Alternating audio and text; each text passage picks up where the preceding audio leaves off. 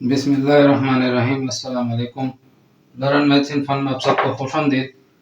आज हम सीखेंगे क्लास 8 की मैथ का चैप्टर नंबर 7 की एक्सरसाइज है 7.1। मशक शुरू करने से पहले वीडियो के डिस्क्रिप्शन में इन तमाम टॉपिक्स के, इन तमाम क्वेश्चन के जिनको इस वीडियो में कवर किया गया है और समझाया गया है के टाइम स्टैम्प्स भी मौजूद हैं।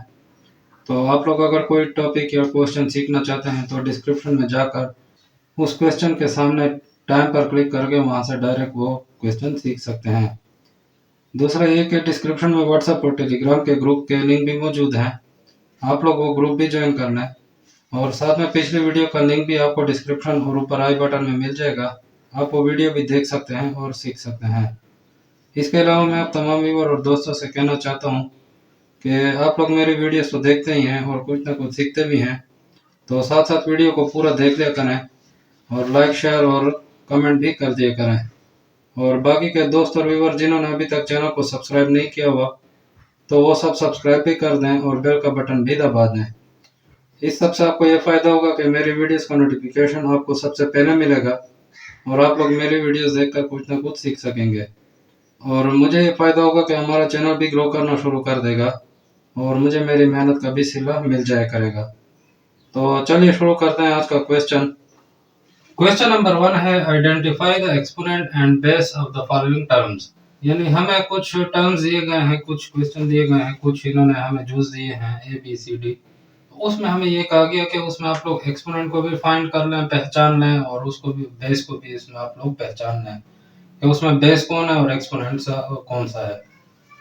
Then write the value of each, और उसके बाद आप इसकी वैल्यू भी लिख लें कि इसमें इसकी वैल्यू क्या आएगी। तो अगर आपने मेरी पिछली वीडियो देखी होगी एक्सप्लेनेशन वाली, जिसमें मैंने बेस और एक्सपोनेंट और वैल्यू हर चीज समझाई है, तो उसमें आपको समझ आ गई होगी कि एक्सपोनेंट क्या होता है, बेस क्या होता है और वैल्यू क्या होता है। अगर आपने मेरी वो वीडियो नहीं देखी तो पहले आप वो वीडियो देखना, तो इसमें आपको अच्छी तरह समझ आ जाएगी कि बेस क्या होता है, एक्सपोनेंट क्या होता है और उसकी वैल्यू हम किस तरह फाइंड कर सकते हैं। तो पार्ट ए हमें दिया गया है 7 स्क्वायर। अब 7 स्क्वायर में हम लोग देख रहे हैं कि हम लोग इसमें पहचानेंगे कि इसमें हमारा एक्सपोनेंट कौन सा है, बेस कौन सा और उसकी वैल्यू क्या निकल के आएगी। तो इसमें हम लोग सबसे पहले देख लेते हैं सॉल्यूशन इसका कि एक्सपोनेंट किसे कहते हैं इसमें, और फिर इसमें हम लोग देखेंगे कि बेस क्या है, और आखिर में हम इसकी वैल्यू भी फाइंड करेंगे। तो जैसे मैंने आपको पिछली वीडियो में, अपनी एक्सप्लेनेशन की वीडियो में समझाया था कि एक्सपोनेंट जो होता है वो हम लोग हमेशा पावर को कहते हैं, या जो हम किसी नंबर को लेते हैं और उसके ऊपर अगर हम छोटा सा मतलब छोटा करके स्मॉल करके हम लोग एक कॉर्नर में लिख लेते हैं, तो वो हमारी एक्सपोनेंट होती है। और ये एक्सपोनेंट हमें बताती है कि इस नंबर को हमने कितनी मर्तबा मल्टीप्लाई करना है। तो ये सारी एक्सप्लेनेशन मैं दोबारा नहीं कर सकता हूँ, टाइम बहुत लग जाएगा इसमें। तो आपको वीडियो देखना है, पहले समझ लें, तो उसके बाद आप इस एक्सरसाइज को आसानी से सोल्व कर सकते हैं। तो एक्सपोनेंट क्या होता है, जैसे अभी मैंने बता दिया कि जो नंबर होता है उसके ऊपर हम जो छोटा सा स्मॉल करके एक नंबर लिख लेते हैं, उसको हम लोग कह देते हैं। तो यहाँ पे एक्सपोनेंट हमारा क्या है, यहाँ पे हमें 7 स्क्वायर नजर आ रहा है, तो स्क्वायर जो है, ये जो 2 है, ये हमारा एक एक्सपोनेंट हो जाएगा। इसके बाद जो बेस होता है वो हमारा वो नंबर होता है जिसको हमने मल्टीप्लाई करना होता है। तो एक्सपोनेंट क्या हो गया, जो हमें बताता है कि आपने कितनी मर्तबा मल्टीप्लाई करना है, और बेस वो नंबर होता है जिसको हम लोग मल्टीप्लाई करते हैं। तो बेस हमारा क्या हो गया, जिसको हमने मल्टीप्लाई करना है, वो क्या है, 7। अब इसके बाद हम जब इसकी वैल्यू को मालूम करते हैं, तो वैल्यू के लिए हम क्या करते हैं कि 7 स्क्वायर। तो जैसे हमने बताया कि बेस वो नंबर होता है जिसको हमने मल्टीप्लाई करना है, यानी उसको हमने लिख लिया। अब कितनी मर्तबा मल्टीप्लाई करना है वो हमें ये ऊपर एक्सपोनेंट या जो पावर या जो इंडेक्स होता है वो हमें बताता है। तो ये भी इसको मैंने 2 मर्तबा मल्टीप्लाई करना, तो मैं इसको 2 मर्तबा लिख लूंगा। तो इससे क्या हो जाएगा, 7 मल्टीप्लाई 7 से क्या हो जाएगा, 49। अब यहाँ पे जो हमारी वैल्यू आ गई वो क्या है, वो क्या हमारी आ गई, 49। तो ये हमारा पार्ट ए था। चलते हैं नेक्स्ट पार्ट की तरफ। इसके बाद पार्ट बी है हमारे पास 1/2 होल स्क्वायर, यानी इस पूरे के ऊपर अब ये स्क्वायर आया, क्योंकि ये ब्रैकेट के बाहर है, तो जो ब्रैकेट के बाहर नंबर लिखा होता है वो हमारा क्या होता है, वो उस पूरे नंबर पे, यानी उस ब्रैकेट के अंदर जितने भी नंबर होंगे उस सब पे ये अप्लाई होगा। तो अब यहाँ पे हम देख रहे हैं कि 1/2 होल स्क्वायर। अब इसमें हम देख रहे हैं जो एक्सपोनेंट है वो हमने ये ऊपर छोटा सा कॉर्नर में लिखा हुआ है, तो ये हमारा एक्सपोनेंट हो जाएगा जो कि 2 है, जो हमें ये बताएगा कि कितनी मर्तबा मल्टीप्लाई करना है।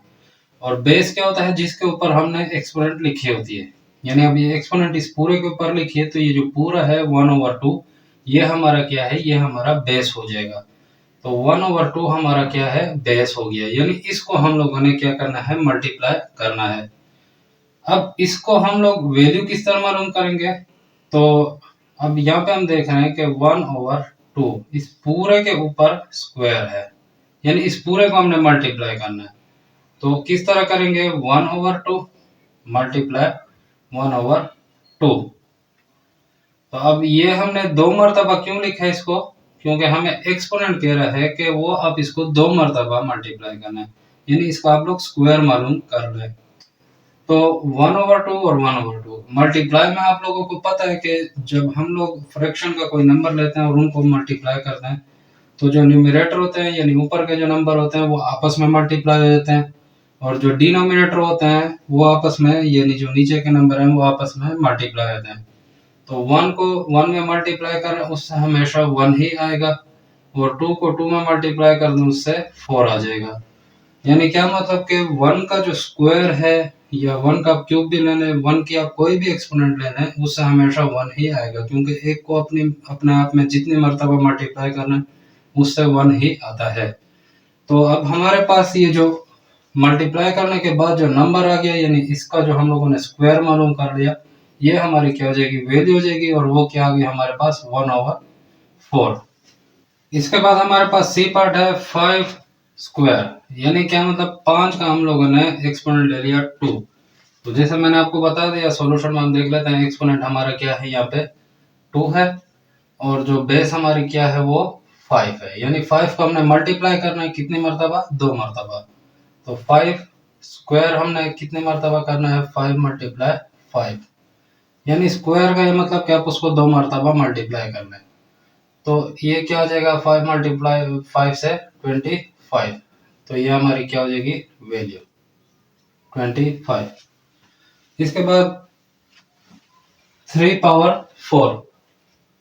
अब 3/4 में हम लोग क्या देख रहे हैं कि जो एक्सपोनेंट है वो हमारा क्या है 4।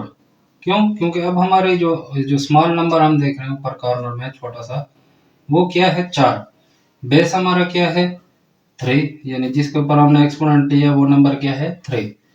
तो 3/4 का क्या मतलब कि अब इस 3 को, यानी जो हमारा बेस है, इसको हमने मल्टीप्लाई करना है, एक्सपोनेंट हमें बता रहा है कि 4 मरतबा आप इसको मल्टीप्लाई करना है। तो 3 × 3 × 3 × 3, तो 3 3 जार 9 होता है, 9 3 जार 27, और 27 को अगर हम 3 में मल्टीप्लाई करने तो इससे क्या आ जाएगा 81। 3 3 जार 9, 9 3 जार 27, और 27 × 3 से क्या आ जाएगा 81। तो इसमें हमारे पास जो 3/4 है इसका क्या आंसर आया 81। इसके बाद हम लोग पार्ट ई को देख लेते हैं। पार्ट ई में हमें कह रहा है कि 1/9, या 1 की जो हमारे वो इंडेक्स है वो क्या है 9। तो एक्सपोनेंट हमारे पास क्या आ गया 9, बेस हमारे पास क्या आ गया 1, यानी 1/9 का क्या मतलब कि इस 1 को आप मल्टीप्लाई करना है 9 टाइम्स, यानी उसको 9 मरतबा आपस में मल्टीप्लाई करना है। तो जैसे कि मैंने आपको पिछले पार्ट में भी बताया, पार्ट बी में बताया कि 1 को आप जितने भी मरतबा मल्टीप्लाई करना है उससे 1 ही आएगा, क्योंकि 1 को 1 में मल्टीप्लाई करना है 1 आ जाएगा, फिर 1 को मल्टीप्लाई करना है 1 में 1 आ जाएगा। इस तरह आप जितनी मरतबा 1 को आपस में अपने आप में ही मल्टीप्लाई करते हैं उससे 1 ही आएगा। तो 1/9 से क्या आ जाएगा 1 आ जाएगा, और इससे हमारी वैल्यू क्या मालूम हो गई 1। इसके बाद पार्ट एफ है हमारे पास 8/2, यानी 8 को हम लोगों ने पावर जो ली है वो क्या ली है 2। तो एक्सपोनेंट हमारे पास क्या आ गया 2 और बेस हमारे पास क्या आ गया 8। तो 8 पावर 2 का क्या मतलब कि 8 को मल्टीप्लाई करना है 8 से, इससे क्या आ जाएगा 8 मल्टीप्लाई 8 से 64। तो वैल्यू हमारे पास क्या आ गई 64। इसके बाद नेक्स्ट पार्ट आता है हमारे पास, जी पार्ट है 7/13 पावर होल पावर 8, यानी होल का क्या मतलब इस सब के ऊपर, यानी 7/13 इन दोनों नंबर्स के ऊपर ये 8 पावर हमने ली है। तो इसका हम सोल्यूशन देख लेते हैं। सोल्यूशन में हम देख रहे हैं कि एक्सपोनेंट हमारा क्या है, जो ऊपर कॉर्नर में छोटा सा नंबर है यानी 8 हमारा एक्सपोनेंट है, यानी हम 8 मरतबा मल्टीप्लाई करेंगे किसको, ये जो हमारी बेस है यानी 7/13। तो 7/13 को जब हम लोगों ने 8 मरतबा मल्टीप्लाई किया तो 7/13 टाइम्स 7/13 टाइम्स 7/13, इस तरह आप इसको 8 मरतबा लिख लेंगे, इसको मल्टीप्लाई कर लेंगे। तो अब ये जो है ये बहुत एक मुश्किल जो है प्रोसेस है, 7 को बार बार मल्टीप्लाई करें 8 मरतबा और फिर उसके बाद 13 को आप 8 मरतबा मल्टीप्लाई करें। तो इसके लिए मैंने एक जो पीछे मेरी एक्सप्लेनेशन वीडियो है उसमें मैंने आप लोगों को साइंटिफिक कैलकुलेटर का बताया था कि आप उसके ज़रिए इस पावर को सॉल्व कर सकते हैं। वो किस तरीके से सॉल्व कर सकते हैं वो मैंने उस वीडियो में आपको बताया। तो जब आप साइंटिफिक कैलकुलेटर पे इसको आप सॉल्व कर लेंगे, या आप नॉर्मल जो कैलकुलेटर है उसको भी आप 7 करते जाएं, 7 मरतबा सॉरी 8 मरतबा इसको जब आप मल्टीप्लाई कर लेंगे तो उससे पास आपके पास आंसर आ जाएगा 57,64,801, यानी 57,64,801 हमारे पास नंबर आ जाएगा 7 को 8 मरतबा मल्टीप्लाई करने से। या अगर आप साइंटिफिक कैलकुलेटर में 7 लिखना है वो उसको पावर का बटन दबा दें, उसके बाद 8 को दबा दें, तो 7 को 8 मरतबा मल्टीप्लाई करके डायरेक्ट ये नंबर आपको बता देगा। इसके बाद 13 को जब 8 मरतबा हम मल्टीप्लाई करते हैं तो उससे क्या नंबर हमारे पास आएगा 81,57,30,700 टू 721। तो ये हमारे पास इसकी वैल्यू आ जाती है। तो ये ज़रा लेंथी क्वेश्चन था इसलिए पहले से मैंने इसको सोल्व किया हुआ था। चलते हैं नेक्स्ट पार्ट की तरफ, 12 पावर 2। तो 12 पावर 2 का क्या मतलब कि इसमें जो हमारा एक्सपोनेंट है वो हम देख रहे हैं 2 है, क्योंकि ऊपर छोटा सा नंबर हमने देख लिए। उसके बाद जो बेस है हमारा, जो मेन नंबर है वो क्या है 12, यानी हम क्या करेंगे 12 को पावर उसकी हम ले लेंगे 2 मरतबा, तो 12 मल्टीप्लाई 12, तो इससे हमारे पास क्या आ जाएगा 12 को 12 में ज़रा करें तो 144 हमारे पास नंबर आ जाएगा। तो हमारी वैल्यू क्या आ जाएगी 144। इसके बाद आई पार्ट है हमारे पास। आई पार्ट में हम देख रहे हैं कि 1/3 होल क्यूब, ये हमारे पास एक नंबर हम लोग देख रहे हैं कि ये हम लोगों ने लिया है। तो एक्सपोनेंट जो है हमारे पास वो क्या है 3 और बेस हमारे पास क्या है 1/3। तो 1/3 का अगर हम लोग होल क्यूब ले लें तो 1/3 मल्टीप्लाई 1/3 मल्टीप्लाई 1/3। तो ये तो मैंने आप लोगों को समझाया है कि 1 को आप जितनी मरतबा भी मल्टीप्लाई कर लें उससे हमेशा 1 ही आएगा। अलबत्ता 3 को अगर हम मल्टीप्लाई करें तो 3 मल्टीप्लाई 3 से क्या आ जाएगा 27, क्योंकि 3 3 ज़ार 9 हो जाएगा, 9 को अगर हम 3 में मल्टीप्लाई करें 27, तो हमारे पास वैल्यू क्या आ गई 1/27।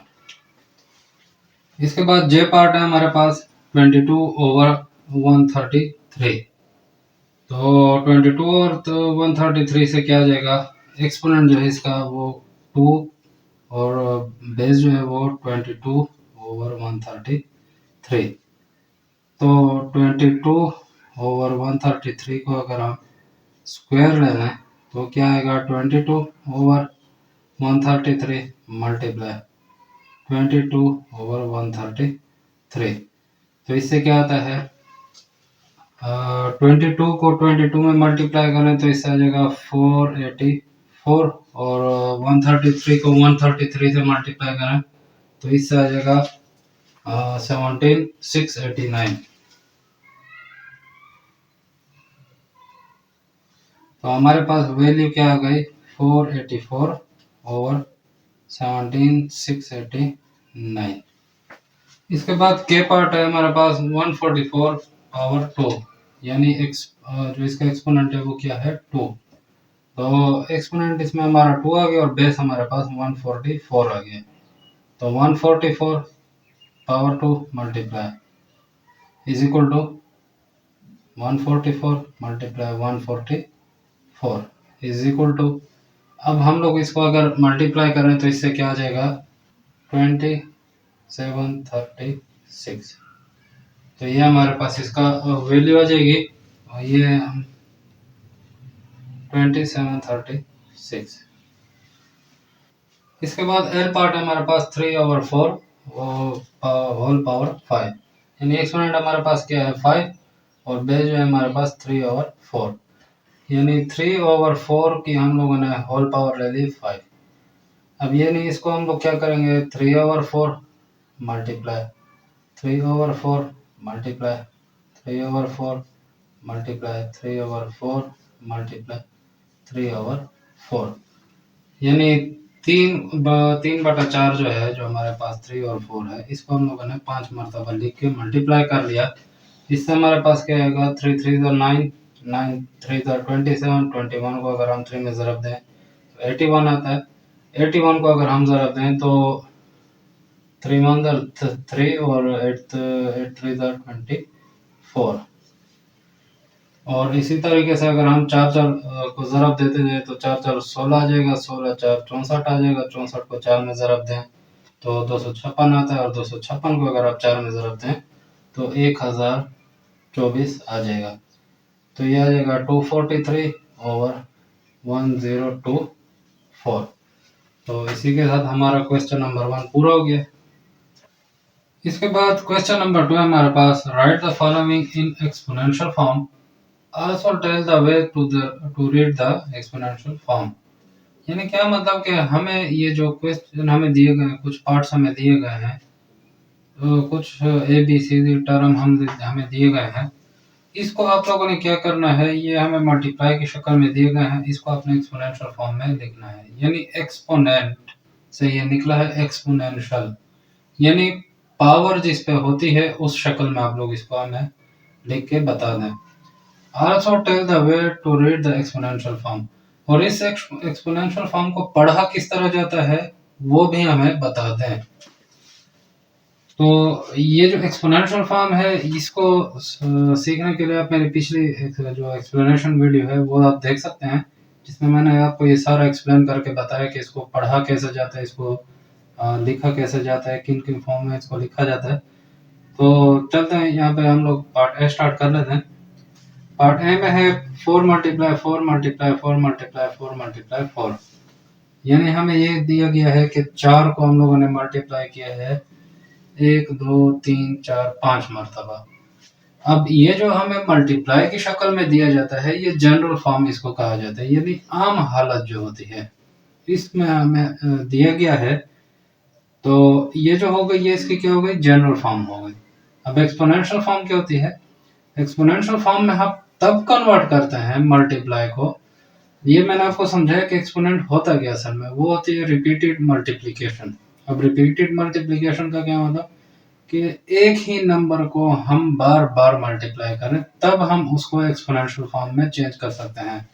फर्ज करें अगर मैं यहाँ पे लिख दूं कि 2 मल्टीप्लाई 2 मल्टीप्लाई 3, तो इसको हम एक्सपोनेंशियल फॉर्म में चेंज नहीं कर सकते, क्योंकि यहाँ पे हम देख रहे हैं कि ये तो सेम है लेकिन ये अलग है। अगर आप इसको चेंज करना चाहते हैं तो इसको आप 2 पावर 2 लिख सकते हैं मल्टीप्लाई 3। अब इसको आप एक्सपोनेंशियल फॉर्म में इसके साथ नहीं चेंज कर सकते, क्योंकि ये रिपीट नंबर नहीं है। रिपीटेड नंबर इसमें सिर्फ 2 था। हाँ, अगर यहाँ पे आप इसको 3 मल्टीप्लाई 3 मल्टीप्लाई 3 मल्टीप्लाई 3 कर दें तो ये 1 2 3 4 हो गए, तो आप इसको इस तरह लिख सकते हैं। लेकिन इन दोनों का फिर भी इकट्ठा नहीं कर सकते, क्योंकि इन दोनों की बेस अलग अलग हो गई। तो इस तरह जब रिपीटेड मल्टीप्लिकेशन हो, यानी एक ही नंबर को हम बार बार मल्टीप्लाई कर रहे हैं, तो उसको हम गिन लेते हैं कि कितनी मरतबा वो आपस में मल्टीप्लाई हो रहा है।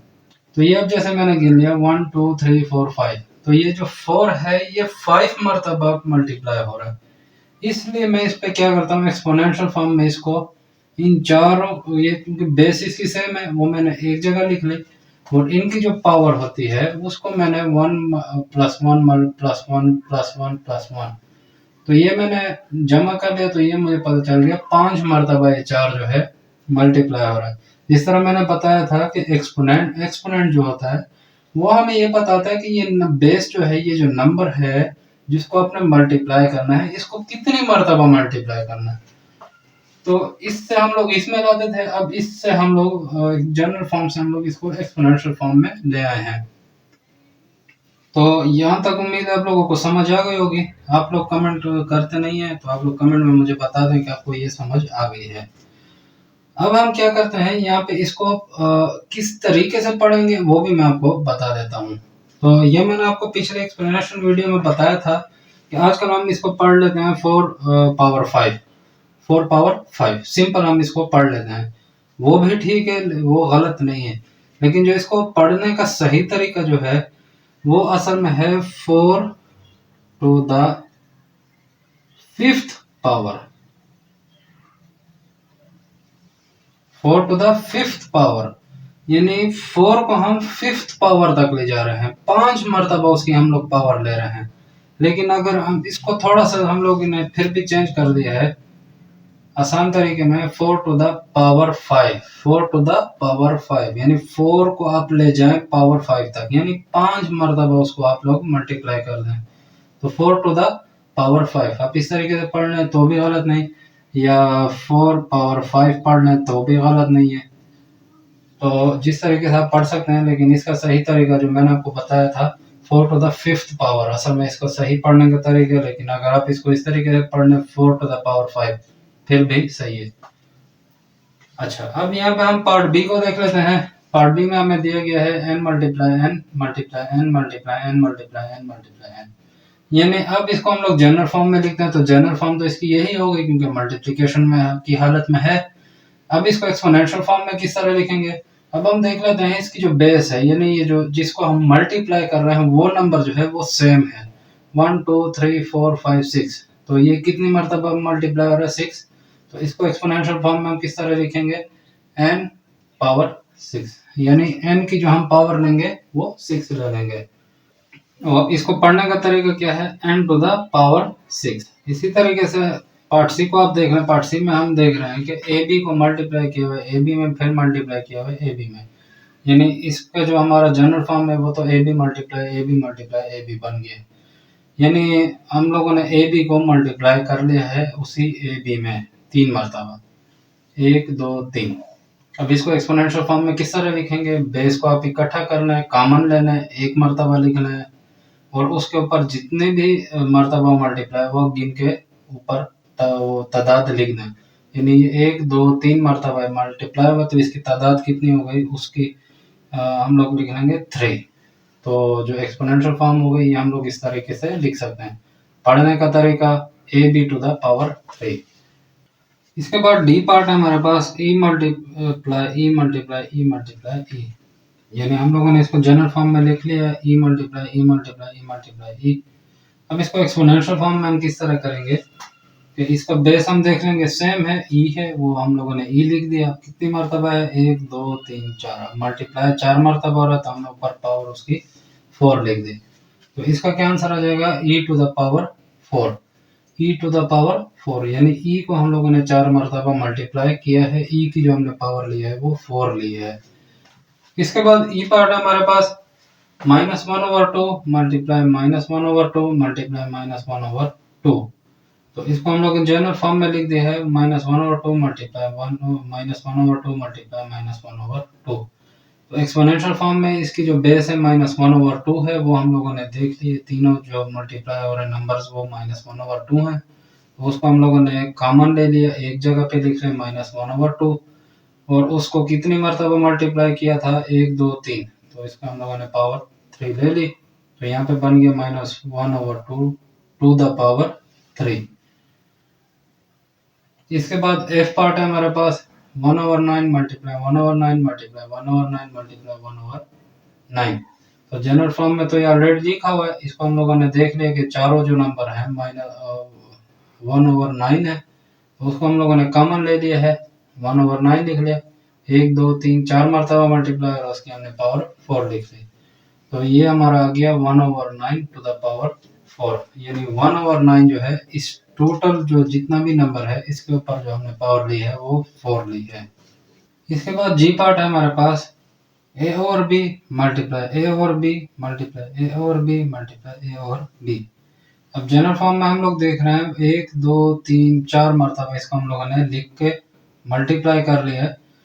अब एक्सपोनेंशियल फॉर्म में इसको हम किस तरह लिखेंगे, ए ओवर बी होल पावर 4, यानी क्यों, क्योंकि ए और बी इसको हम लोगों ने 4 मरतबा मल्टीप्लाई किए, तो इस सब को हम लोगों ने कॉमन कर लिया और कितने मरतबा है 1 2 3 4, तो हम लोगों ने इसको ए और बी होल पावर 4 हम लोगों ने इसको लिख लिया है, क्योंकि ये ए पे भी ये पावर है और बी पे भी ये पावर है, इसलिए हम लोग इस सब पे ब्रैकेट बदल के ऊपर हम लोग 4 लिख देते हैं।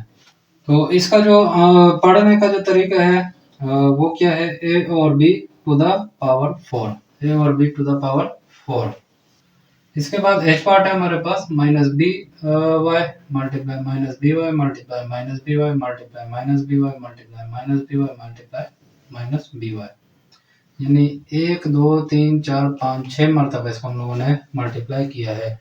अब जनरल फॉर्म में तो हम लोगों ने इसको इसी तरह लिख लिया क्योंकि आपस में मल्टीप्लाई और हम लोगों ने इसी तरीके से लिख लिया।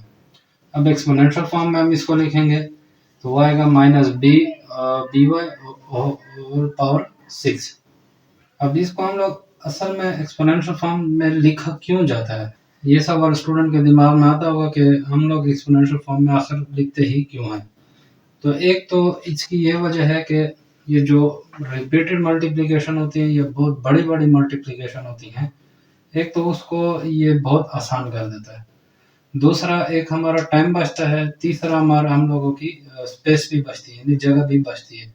अब फर्ज करें मैं लिखता हूँ 2 पावर 100, अब मैं लिखूंगा 2 मल्टीप्लाई 2 मल्टीप्लाई 2 मल्टीप्लाई 2, अब इस तरह मैं लिखता जाऊंगा 100 मरतबा मैं इसको लिखूंगा। अब हो सकता है गलती से मैंने 99 मरतबा लिख लिया, मल्टीप्लाई करूंगा तो उसमें भी मुझे टाइम लगेगा। तो एक तो हमारी आसानी के लिए कि हम लोग 100 मरतबा 2 को लिखने के बजाय 1 लिख के उसके ऊपर 100 लिख देते हैं, यानी इस 2 को हमने 100 मरतबा मल्टीप्लाई कर दिया। दूसरा हमारा टाइम भी बच गया बहुत आसानी से, जैसे अब मैं 100 मरतबा 2 को लिखूंगा, इस तरह आप यहाँ पे देख रहे हैं कि 6 मरतबा हमने लिखे, कभी 5 कभी 4 कभी 10 दफ़ा हम लोग इसको लिखते हैं। तो बार बार लिखने के बजाय बस आसानी से एक जगह पे बस एक लफ्ज़ लिख के उसके ऊपर हम लोग एक पावर लिख देते हैं, कोई भी नंबर होता है उस पर हम लोग जितनी मरतबा मल्टीप्लाई था वो पावर लिख देते हैं, और समझने में भी आसानी होती है, अंडरस्टैंडिंग होती है ये चीज़ कि इस नंबर को या ये जो भी हमारे पास बेस है इसको बस इतनी मरतबा मल्टीप्लाई करना। तो टाइम की भी बचत होती है, आसानी भी होती है, और लिखाई में भी हमें वो होता है, बचत हो जाती है, बार बार लिखना नहीं पड़ता, मल्टीप्लिकेशन में भी हमें आसानी होती है।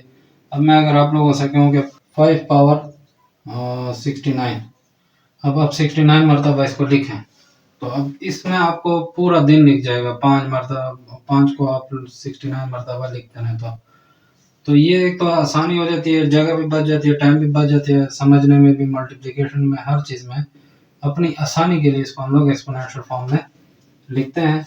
तो यहाँ पे आप देख रहे हैं कि अब माइनस बी वाई को पढ़ने में भी मुश्किल होता है, minus B Y multiply minus B Y multiply minus B y. अब लड़के, अब मैं अगर इसी तरह लड़ता रहूँ और आप लोगों को कहूँ मेरे पीछे आप लोग लिखते रहें तो आप कॉपी में लिखते लिखते भी थक जाएंगे। तो इसकी जगह मैं अगर कह दूँ माइनस बी वाई तो आप लोग सीधा लिखेंगे माइनस बी वाई, मैं कहूँ हो टू द पावर 6, तो आप बस ब्रैकेट में बदल के उसको 6 लिख दें। अब आपको भी समझ आ जाएगी कि सर ने हमें कहा माइनस बी वाई को आप लोगों को क्या करना है, 6 मरतबा मल्टीप्लाई करना है। तो आप उसको आप आसानी से टाइम निकाल के फिर आप उसको जनरल फॉर्म में फिर बाद में लिख के उसको मल्टीप्लाई कर सकते हैं। या अगर बहुत बड़ी कोई ऐसे पावर हुई, जैसे हम लोग यहाँ पे 6 को मल्टीप्लाई कर रहे हैं, कभी कि 8 को मल्टीप्लाई कर रहे थे, तो उसमें ये हो जाएगा कि आप लोग कैलकुलेटर को भी आसान इस्तेमाल कर सकते हैं। तो अब इसको पढ़ने का तरीका क्या है, minus B y to the power 6, बस इस जुमले से भी आपको समझ आ गई, minus B y to the power 6। तो इस तरीके से हम लोग इसको 2-3 तरीकों से इसको लिख सकते हैं, पढ़ सकते हैं। इसके बाद आई पार्ट है हमारे पास -9 मल्टीप्लाई -9 मल्टीप्लाई -9 मल्टीप्लाई -9। तो जिस तरीके से मैंने आपको बताया जनरल फॉर्म में तो ऑलरेडी है, एक्सपोनेंशियल फॉर्म में मैं इसको आसानी से लिख लूँगा -9, क्योंकि सारे जो जितने भी बेस हैं वो -9 है, तो उसको कॉमन लेके मैंने एक दफ़ा लिख लिया -9। अब उसको मैंने क्या किया है 1 2 3 4 जमा करके उसके ऊपर पावर 4 लिख दी, तो -9 टू द पावर 4 ये हमारे पास आंसर और इसका पढ़ने का तरीका है। इसके बाद जे पार्ट है हमारे पास 1/10 मल्टीप्लाई 1/10, इस तरह ये 5 मरतबा लिखा गया है। तो जनरल फॉर्म में तो हमने इसको इसी तरह लिख लिया। अब इसको एक्सपोनेंशियल फॉर्म में अगर आप चेंज करें तो 1/10 इसको आप लोग जमा करना है, सॉरी मैंने 6 लिखा हुआ है, 1 2 3 4 5 ये 5 है, तो यहाँ पे इसको आप लोग 5 करना है, तो 1/10 टू द पावर 5 ये हमारा आंसर रहता है। इसी के साथ हमारा क्वेश्चन नंबर 2 भी कंप्लीट होता है और इस पार्ट को मैं यहीं पे ख़त्म करता हूँ, क्योंकि बहुत लंबी वीडियो हो जाती है, आप लोग देखते भी नहीं हैं, तो इतनी लंबी वीडियो आप लोग देखेंगे भी नहीं, तो इसलिए मैंने इसको 2 पार्ट्स में कर दिया। पार्ट 1 में मैंने क्वेश्चन 1 2 करनी है और पार्ट 2 में मैं 3 और 4 सॉल्व करके आप लोगों के लिए वीडियो अपलोड कर दूँगा। तो उम्मीद करता हूँ आज की एक्सरसाइज या आज के जो ये क्वेश्चन, आज के जो पार्ट्स जितने भी मैंने सॉल्व किए आपको इनकी समझ आई होगी। अगर किसी पॉइंट या टॉपिक या क्वेश्चन या किसी टर्म या किसी सवाल की समझ नहीं आई तो आप कमेंट सेक्शन या व्हाट्सएप या टेलीग्राम के ग्रुप में भी पूछ सकते हैं। उम्मीद करता हूँ लर्न मैथ्स इन फन की ये वीडियो भी आप लोग भरपूर लाइक और शेयर करेंगे। आप लोगों के प्यार भरे कमेंट्स का भी बहुत शुक्रिया। मिलते हैं अगली शानदार वीडियो में, तब तक के लिए अल्लाह हाफिज़।